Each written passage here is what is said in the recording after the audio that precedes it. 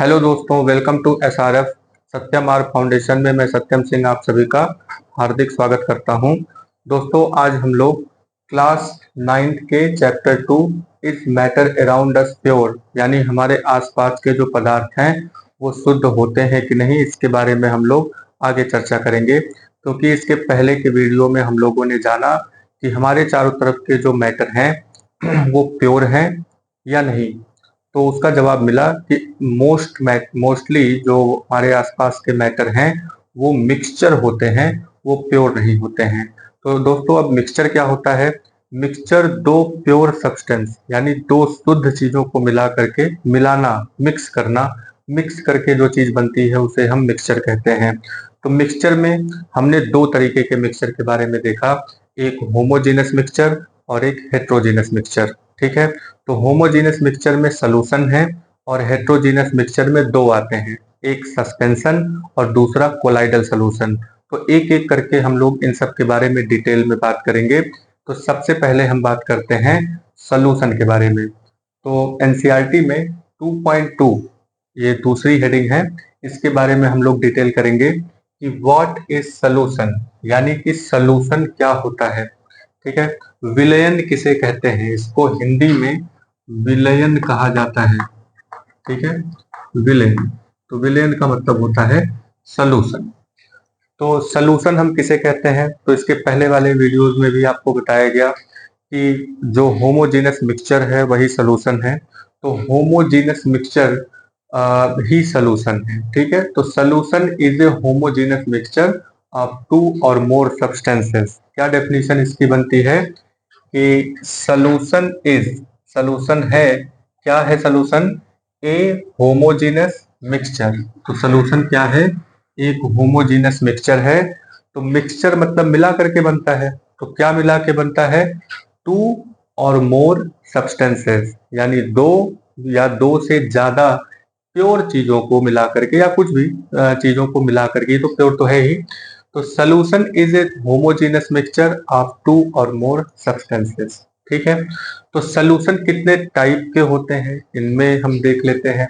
तो एक है लिक्विड सॉल्यूशन, यानी जब जिस चीज की मात्रा ज्यादा होती है उस सॉल्यूशन को उसी का नाम दे देते हैं। ठीक है, तो लिक्विड सॉल्यूशन का एग्जांपल हम याद रखेंगे, लेमोनेड यानी कि नींबू, चीनी, पानी ये सब आपने मिला दिया तो वो एक सॉल्यूशन बन गया। जैसा कि यहाँ पे हमने एक कंटेनर लिया है, इसमें वाटर रखा यानी कि वाटर है, और उसमें हमने शुगर के पार्टिकल मिला दिए यानी कि चीनी के पार्टिकल मिला दिए। तो जैसा कि आप देख रहे हैं कि शुगर का पार्टिकल चारों तरफ इवनली डिस्ट्रीब्यूट हो गया है, यानी कि ये ना तो ऊपर ज्यादा है, ना तो नीचे ज्यादा है, और ना ही ये बीच में कहीं ज्यादा कहीं कम है। क्योंकि होमो का मतलब ही होता है इवनली यानी कि एक समान। तो होमोजेनस मिक्सचर में सॉल्यूशन एक होमोजेनस मिक्सचर है। इसका मतलब कि उसके जो कंस्टिट्यूएंट पार्टिकल्स हैं वो होमो, एक जैसे पूरे सॉल्यूशन में बिखरे रहते हैं। ठीक है, तो ये चित्र, जैसे ही आपसे क्वेश्चन किया जाए कि सॉल्यूशन क्या है, तो सॉल्यूशन के लिए आप ये चित्र बिल्कुल याद रखेंगे और इसी फिगर के थ्रू हम सारी बातों को बताने की कोशिश करेंगे। ठीक है, तो लिक्विड सॉल्यूशन क्या है? लेमोनेड और सोडा वाटर। तो जो भी सोडा वाटर है, जैसे कोल्ड ड्रिंक वगैरह हो गया, तो वो सब इवनली डिस्ट्रीब्यूटेड होते हैं। जैसे आप अगर मान लीजिए स्प्राइट जो कोल्ड ड्रिंक होता है उसको पीते हैं, तो पहला सिप जितना मीठा होता है आखिरी सिप भी उतना ही मीठा होता है। थ्रू आउट द ड्रिंकिंग वो एक ही समान मीठा आपको लगता है, क्योंकि उसमें जो चीनी घुली हुई है या दूसरी चीजें जो घुली हुई हैं वो सब इवनली डिस्ट्रीब्यूटेड होती हैं, इसीलिए वो होमोजेनस मिक्सचर है, वो एक सॉल्यूशन है। ठीक है, नेक्स्ट नंबर पे आते हैं सॉलिड सॉल्यूशन। अब ये सॉलिड सॉल्यूशन क्या है? सॉलिड सॉल्यूशन में आता है एलॉय। एलॉय का मतलब दो मेटल्स को या फिर एक मेटल और नन मेटल को आपस में जब मिक्स कर देते हैं। देखिए दोस्तों, मिक्स करने का मतलब ये नहीं है कि आप उसे पाउडर बना करके मिक्स कर रहे हैं। मिक्स करने का मतलब है कि उसे मेल्ट करके मिक्स कर रहे हैं। ठीक है, इसके बारे में हम लोग फिर से बात करेंगे नीचे हेडिंग में। तो सॉलिड सॉल्यूशन एलॉय है और गैस सॉल्यूशन, तो हमारे आसपास जो एयर है वो भी तो एक सोल्यूशन ही है। उसमें जितने भी गैस के पार्टिकल्स हैं वो बाई डिफ्यूजन इवनली डिस्ट्रीब्यूटेड रहते हैं, यानी कि गैस के पार्टिकल्स पूरा चारों तरफ एक जैसे ही बिखरे हुए रहते हैं।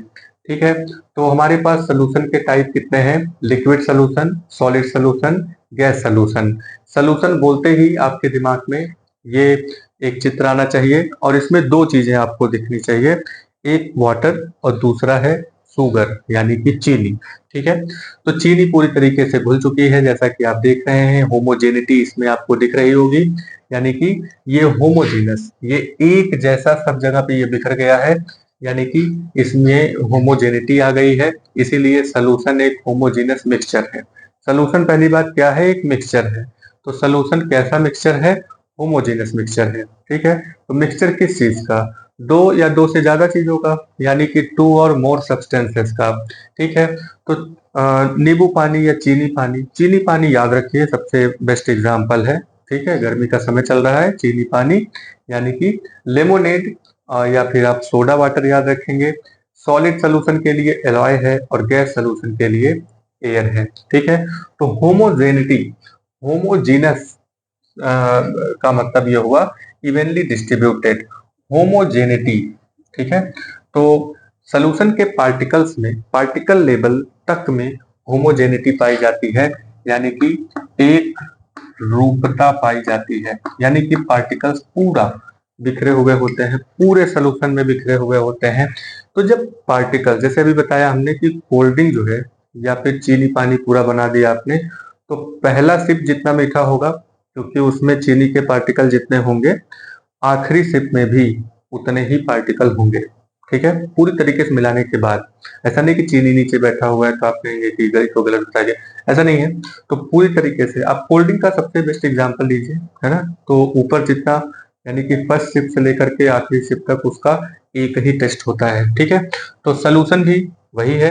तो होमोजेनिटी पाई जाती है सोल्यूशन में क्योंकि इसके पार्टिकल्स, यानी पार्टिकल लेवल तक में होमोजेनिटी मिलती है। तो जब पार्टिकल लेवल तक होमोजेनिटी हो जाती है तो सॉल्यूशन जो होता है सेम टेस्ट का हो जाता है throughout the solution. Same taste का मतलब कि ऊपर से लेके नीचे तक, चाहे जहां से भी आप टेस्ट करेंगे उसको, वो उसका टेस्ट एक ही जैसा होगा, यानी कि उसका स्वाद एक जैसा होगा। ठीक है, तो होमोजेनिटी एक वर्ड है, एक रूपता, इसका इंग्लिश में मतलब हुआ इवनली डिस्ट्रीब्यूटेड। क्या मतलब है इसका? Evenly distributed. ठीक है, तो ठीक है, तो इतना सोल्यूशन था। सोल्यूशन के बारे में आपने जाना कि सोल्यूशन एक तरह का होमोजेनस मिक्सचर है। सोल्यूशन का बेस्ट एग्जांपल चीनी पानी है, यानी कि शुगर एंड वाटर। ठीक है, एक यहाँ पे और वर्ड आया है सॉलिड सोल्यूशन। तो सॉलिड सोल्यूशन का एग्जांपल है एलॉय। तो एलॉय के बारे में बताया हमने, एलॉय के बारे में कुछ बातें और नोट कर लेंगे कि एलॉय के बारे में बताया गया कि एलॉय जो है ये मेटल्स का, क्योंकि ये सॉलिड सोल्यूशन है तो इसमें मेटल्स को आपस में मिक्स कर दिया जाता है। तो एलॉय क्या है? तो alloy is mixture of two or more metals. ठीक है, एलॉय भी क्या है? एक मिक्सचर है। तो किस चीज का मिक्सचर है? टू और मोर मेटल्स, यानी दो या दो से ज्यादा मेटल्स का ये मिक्सचर होता है, या फिर इसमें हम मिला देते हैं कोई एक मेटल या फिर नन मेटल, यानी कि मेटल और नन मेटल को मिला करके हम जो मिक्सचर मिला पाते हैं उसे हम एलॉय कहते हैं। ठीक है, तो यहाँ पे एक प्रॉब्लम और भी है क्योंकि इसको हम एलॉय को हम फिजिकल, जो है फिजिकल तरीके से, यानी कि जैसे दो चीजें हैं, जैसे कि आपने नमक ले लिया, बालू ले लिया, ठीक है, उसको मिक्स कर दिया आपने, तो उसको आप अलग भी कर सकते हैं। ठीक है, उसको आप अलग कर सकते हैं उसमें से बाय फिजिकल प्रोसेस। लेकिन एलॉय में क्या है कि ये मिक्सचर तो है, ठीक है, दो और दो से ज्यादा चीजों को मिला करके इसको बनाया गया है, लेकिन इसे हम फिजिकल प्रोसेस से अलग नहीं कर सकते। जैसे यहाँ पे ये जो मिक्सचर है सोल्यूशन में, जैसे चीनी और पानी आपने मिला दिया, तो इसको हम physical method, evaporation, physical method का एग्जांपल है इवेपोरेशन। तो इवेपोरेशन अगर हम कराएं, यानी पानी को भाप बना दें, तो यहाँ पे शुगर हमें दोबारा मिल जाएगा। लेकिन एलॉय में यही दिक्कत है कि एलॉय को हम मेल्ट करके बनाते हैं, इसीलिए एलॉय को हम फिजिकल प्रोसेस से इनके कंस्टिट्यूएंट पार्टिकल में अलग नहीं कर सकते। ठीक है, तो क्योंकि हम इनको अलग नहीं कर सकते, फिजिकल प्रोसेस हम यहाँ पे यूज नहीं कर सकते, तो लेकिन फिर भी एलॉयज क्या होते हैं, मिक्सचर होते हैं। ठीक है, तो ये घुमा के क्वेश्चन आपसे पूछा जा सकता है कि ऐसा कौन सा मिक्सचर है जिसमें फिजिकल प्रोसेस यूज नहीं हो सकती। तो अगर एलॉय ऑप्शन दिया है तो ठीक है, नहीं दिया है तो इन सब में से कोई ऑप्शन दिया है, एलॉय का एग्जाम्पल दे रखा है तो वो आप वहां पे लगा सकते हैं टिक। ठीक है, तो एलॉय में shows the properties of its constituent. Alloys क्या करते हैं, जिनसे वो बने हैं, यानी उनमें जो दो चीजें बन मिली हुई हैं उनको मिला करके जिनको बनाया गया है, एलॉय को बनाया गया है, तो एलॉय जो है उन दोनों चीजों की प्रॉपर्टी शो करेगा। जैसे मान लीजिए आपने आयरन को और कोई और मेटल लेकर के आपने उसे मिक्स कर दिया, या नन मेटल ही लेकर के आपने मिक्स कर दिया उसी में, तो उसमें आयरन की जो क्वालिटी है वो भी आ जाती है और जो दूसरा मेटल है उसकी भी क्वालिटी आ जाएगी। यानी कि एलॉय में alloy shows the properties of its constituent particles, यानी वो जिनसे बने हुए हैं उनका उनकी प्रॉपर्टी ये शो करते हैं। ठीक है, एलॉय की एक और खास बात है कि इनका जो कंपोजिशन है वो वेरिएबल होता है। वेरिएबल का मतलब किसी भी कंपोजिशन में आप इन चीजों यानी कि एलॉय को फाइंड आउट कर सकते हैं। ठीक है, ये कोई कंपाउंड नहीं है कि इनका एक फिक्स्ड प्रोपोर्शन होना चाहिए एलिमेंट्स का। ठीक है, एलॉय को आप किसी भी तरीके से यानी कि कितना भी किसी एक मेटल को ज्यादा करके कम करके आप कैसे भी एलॉय को फाइंड आउट कर सकते हैं। इसका एग्जाम्पल है यहाँ पे ब्रास। ठीक है, तो ब्रास के बर्तन बनते हैं, तो इसमें क्या क्या चीजें हैं, जिंक है और कॉपर है। तो ब्रास में कौन कौन सी चीजें हैं, mixture of zinc and copper. ठीक है, तो जिंक कितना है इसमें 30%। ठीक है, और कॉपर कितना है 70%। इसी तरीके से एक रेड गोल्ड करके यहाँ पे ज्वेलरी वगैरह बनाने के लिए यूज किया जाता है, ये एलॉय है। तो रेड गोल्ड में गोल्ड और कॉपर को मिलाते हैं। ठीक है, तो गोल्ड थोड़ा कम मिला देते हैं, कॉपर ज्यादा मिला देते हैं। इसके बाद स्टील है, हमारे घरों में जैसे स्टील के बर्तन वगैरह जो आते हैं, तो स्टील में आयरन होता है और कोई नन मेटेलिक, ठीक है, कोई नन मेटेलिक जैसे कि कार्बन आपने मिला दिया या फिर सिलिकॉन आपने मिला दिया। ठीक है, तो आयरन में जब हम कार्बन या फिर सिलिकॉन मिला करके उसको हम एलॉय बनाते हैं तो उसको हम डिफरेंट जगहों पे यूज कर सकते हैं। इसी तरीके से सोल्डर है, अमलगम है, वाइट गोल्ड है। वाइट गोल्ड में सिल्वर वगैरह मिलाते हैं इसमें। ठीक है, गोल्ड और सिल्वर को मिला करके वाइट गोल्ड बनाते हैं। ठीक है, तो इतनी चीजें हमने देखा। आई होप कि आपने अभी तक नोट कर लिया होगा, नहीं नोट किए हैं तो स्क्रीनशॉट ले लीजिए।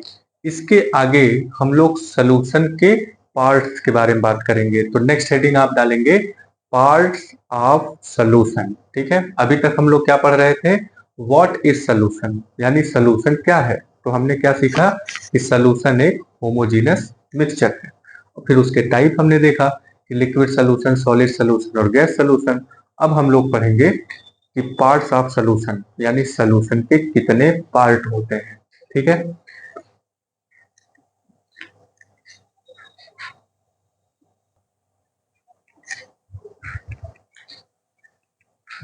आगे नोट करेंगे बाबू पार्ट्स ऑफ सोल्यूशन के बारे में। पार्ट्स ऑफ सोल्यूशन में इसके पहले हम लोगों ने सोल्यूशन के बारे में जाना, अब हम लोग जानेंगे पार्ट्स ऑफ सोल्यूशन के बारे में। ठीक है, पार्ट्स ऑफ सोल्यूशन में सबसे पहले आप यहाँ पे एक सोल्यूशन को इमेजिन करिए कि यहाँ पे वाटर है, पानी आपने लिया, ठीक है, उसमें आपने नमक मिला दिया और नमक को पूरा घोल दिया आपने। जब नमक को पूरा घोल देंगे तो वो क्या बन गया, एक सोल्यूशन। ठीक है, यानी कि सोल्यूशन में क्या क्या चीजें हैं, यहाँ पे सॉल्ट है और वाटर है, यानी कि नमक और पानी, इन दोनों को मिला के आपने सोल्यूशन बनाया। तो यहाँ पे जो ज्यादा मात्रा में है, यानी कि पानी यहाँ पे ज्यादा है, तो उसको एक नाम दिया गया है सॉल्वेंट। ठीक है, जो घोलता है, ठीक है, घोलता है। और जो एक और है, जैसे कि यहाँ पे सॉल्यूट है, सॉल्ट को यहाँ पे क्या बोल दिया गया, सॉल्यूट, यानी कि सॉल्यूट यहाँ पे क्या हो रहा है, ये घुल रहा है, यानी कि सॉल्यूट क्या होता है, घुलता है।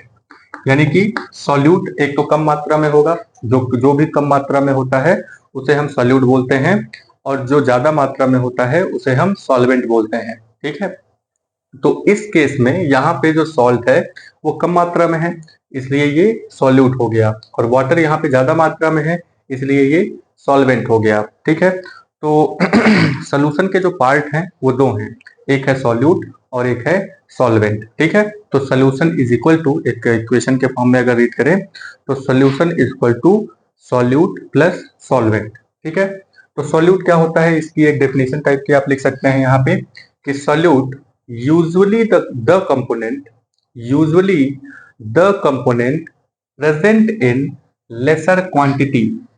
ठीक है, लेसर क्वांटिटी मीन्स कम मात्रा में, जो कम मात्रा में होता है वो सॉल्यूट है, इसका एग्जांपल सॉल्ट इस केस में। ठीक है, सॉल्वेंट का डेफिनेशन क्या हो जाएगा, solvents are usually the component present in larger quantity. तो दो ही तो चीज है, एक ज्यादा मात्रा में है, एक कम मात्रा में है, एक लेसर क्वांटिटी में है, एक लार्जर क्वांटिटी में है। तो जो लार्जर क्वांटिटी में है, जो लार्जर क्वांटिटी में है, जो ज्यादा मात्रा में है, वो सॉल्वेंट है। ठीक है, सॉल्वेंट यानी कि जो घोल रहा है अपने अंदर, और जो लेसर क्वांटिटी में है वो है सॉल्यूट। ठीक है, तो एग्जाम्पल वही रहेगा आपका, सॉल्यूट और सॉल्वेंट को लेकर के वाटर और सॉल्ट को आपने मिक्स किया है यहाँ पे। और भी एग्जाम्पल हम यहाँ पे देख लेते हैं, जैसे कि यहाँ पे शुगर और वाटर को आपने मिला दिया तो आपको क्या मिल जाता है, ए सॉलिड इन लिक्विड सोल्यूशन। ठीक है, ए सॉलिड इन लिक्विड सोल्यूशन, कैसा सोल्यूशन हमें मिल गया कि एक सॉलिड जो है, यानी कि सॉल्ट जो होता है वो सॉलिड होता है, लिक्विड में घुल गया, तो जो सोल्यूशन मिला वो सॉलिड इन लिक्विड सोल्यूशन हो गया। इसी तरीके से आयोडीन को अल्कोहल मिला दीजिए, अल्कोहल ज्यादा मात्रा में होगा, आयोडीन कम मात्रा में होगा, आयोडीन को अल्कोहल मिलाएंगे तो हमें एक सोल्यूशन मिल जाएगा। ठीक है, तो आयोडीन और अल्कोहल के मिक्सचर को ही यहाँ पे टिंक्चर ऑफ आयोडीन कहा जाता है। ठीक है, ये क्वेश्चन एग्जाम में पूछा जाता है, what do you mean by tincture of iodine. तो टिंक्चर ऑफ आयोडीन का क्या मतलब हुआ, tincture, tincture of iodine, tincture, तो टिंक्चर ऑफ आयोडीन का मतलब हुआ आयोडीन, आयोडीन बोल रहा है तो आयोडीन तो रहेगा ही, साथ में आयोडीन को किसमें घोला गया है, अल्कोहल में। ठीक है, इसके बाद आता है एयर और वाटर, तो एयर और वाटर को अगर आप मिक्स कर देते हैं तो वो सोडा वाटर इसका एग्जाम्पल हुआ। तो ये भी वाटर यहाँ ज्यादा मात्रा में होता है, एयर थोड़ा कम मात्रा में होता है, तो इसको हम एरेटेड वाटर बोलते हैं, तो ये सोडा वाटर हो गया। नेक्स्ट नंबर पे आता है एयर।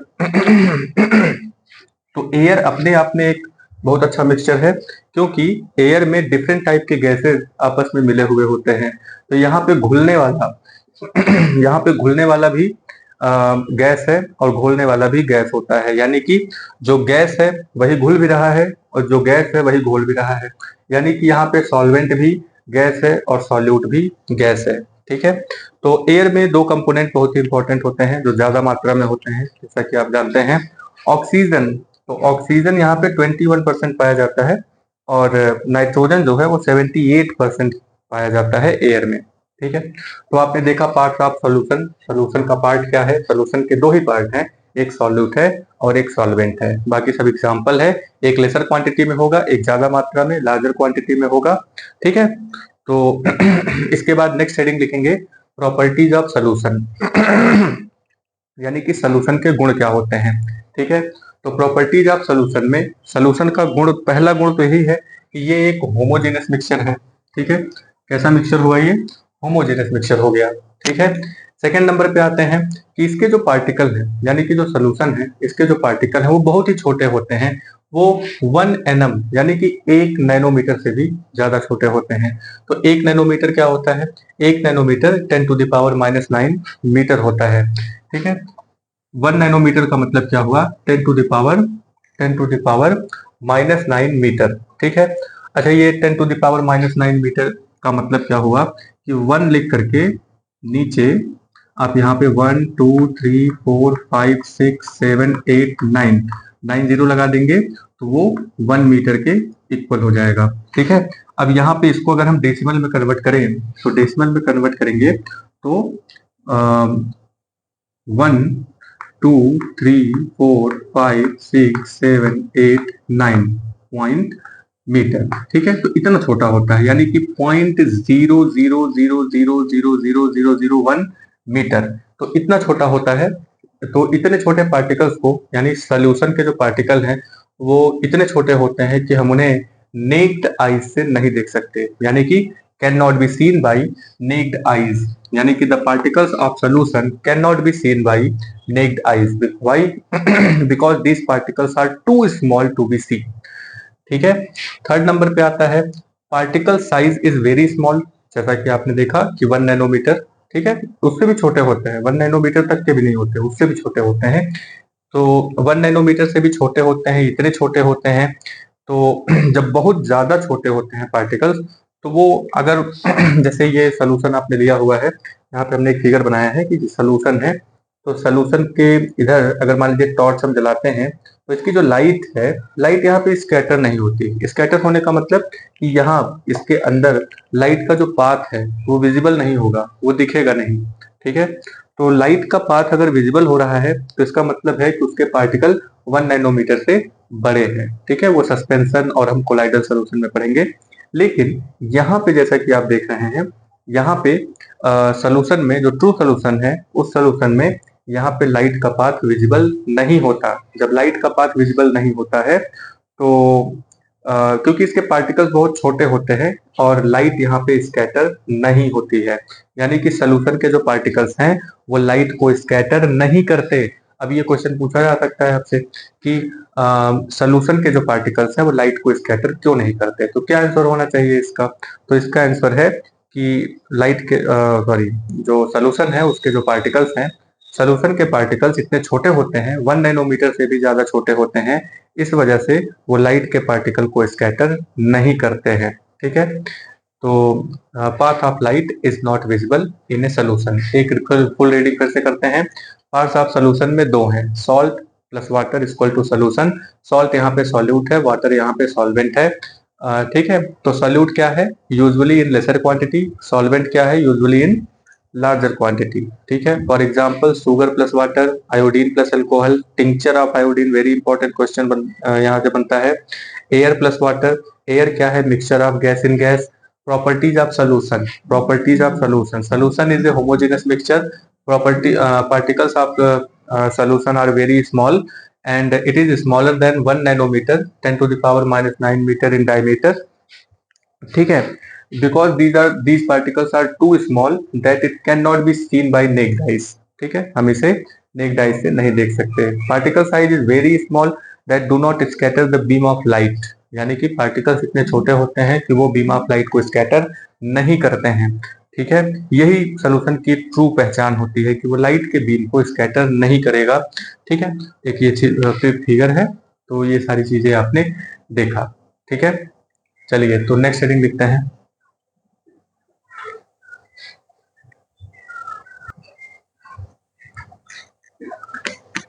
ठीक है दोस्तों, नेक्स्ट हेडिंग है आपका कंसेंट्रेशन ऑफ सोल्यूशन। ठीक है, कंसेंट्रेशन ऑफ सोल्यूशन के बारे में हम लोग बात करेंगे। ठीक है, तब तक के लिए आप एक प्रैक्टिकल घर पे करिए। एक इस तरीके से कंटेनर ले लेंगे, जैसे एक ग्लास ही आप ले लीजिए। ठीक है, उसमें पानी इस तरीके से भर लेंगे। ठीक है, 2-3 ग्लास ले लेंगे, मतलब एक ग्लास इधर हो गया, एक ग्लास इधर हो गया, तो कुछ इस तरीके से। ठीक है, तो इसमें पहले वाले में आप इसमें दो चम्मच चीनी डाल दीजिए। ठीक है, 2 स्पून शुगर इसमें आप इस तरीके से जो है भर करके डाल दीजिए। ठीक है, तो इसमें 2 और इसमें 3 टीस्पून।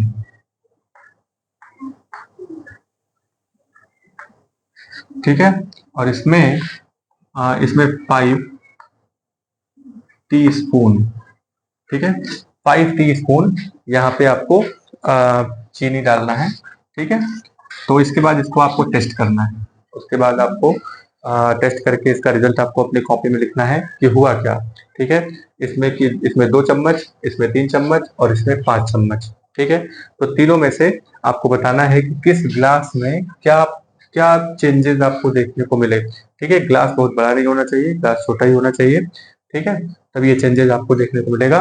तो हम लोग उसी पर बात करेंगे कि कंसेंट्रेशन क्या होता है। ठीक ठीक है। कंसंट्रेशन किसे कहते हैं, डाइल्यूट सोल्यूशन किसे कहते हैं, कंसंट्रेटेड सोल्यूशन किसको कहते हैं, और इसके बाद हम लोग बात करेंगे कि कंसंट्रेशन को हम लोग निकालते कैसे हैं। ठीक है, तो तब तक के लिए आप इसको सब्सक्राइब करिए, शेयर करिए, और अब अपने दोस्तों के पास शेयर करिए, जो आपके दोस्त हैं, जो पढ़ने लिखने वाले हैं, जो पढ़ते हैं। तो हम लोग सोल्यूशन जो है इसको पूरा कंप्लीट किया जाएगा, हम लोग मिलकर के कंप्लीट करेंगे। ठीक है, लाइक करिए, शेयर करिए, सब्सक्राइब करिए। Thank you.